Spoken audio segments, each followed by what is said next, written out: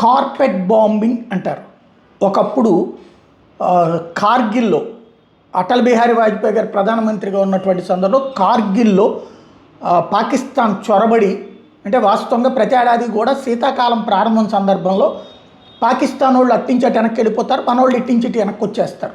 ఆ peak points దగ్గర కరెక్ట్గా అక్కడ పెను ఉత్పాతం జరిగింది. ముషర్రఫ్ అప్పుడు సైనిక చీఫ్గా ఉన్నప్పుడు మన వాళ్ళు వెనక్కి రాగానే తెలివిగా అట్టించి వాళ్ళు దెక్కకుండా వచ్చేసి మన ప్లేసెస్ని ఆక్యుపై చేశారు. మనం వాళ్ళని వెనక్కి పోండరు అంటే పోలేదు, పైగా ఆ ప్లేస్ మాదేనంటూ భీష్మించి కూర్చున్నారు. అప్పుడు వాళ్ళని దెబ్బతీయడానికి చూద్దామంటే మనం కింద నుంచి పైకి వెళ్తుంటే వాళ్ళు పైనుండి కాల్చేస్తారు. అనేక మంది సైన్యం ప్రాణాలు కోల్పోయారు, 100 మంది.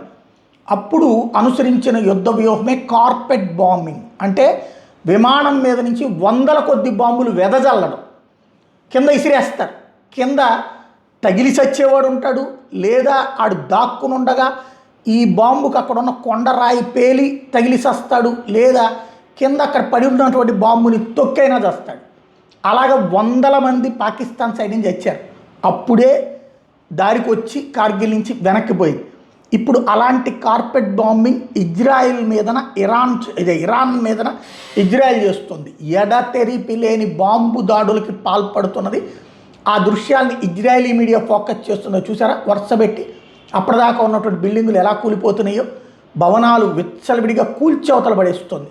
ఏ భవనాల్లో ఎవరున్నారు ఏంటి ఇవన్నీ ఇజ్రాయిల్కి తెలుసు. పక్కా ప్లాన్తో పేల్చి పడేస్తుంది. అందులో వ్యాపార సంస్థలే ఉండొచ్చు, పారిశ్రామిక సంస్థలే ఉండొచ్చు, సైనిక సంస్థలే ఉండొచ్చు, ఏమైనా సరే సీరియస్గా జరుగుతుందన్నమాట.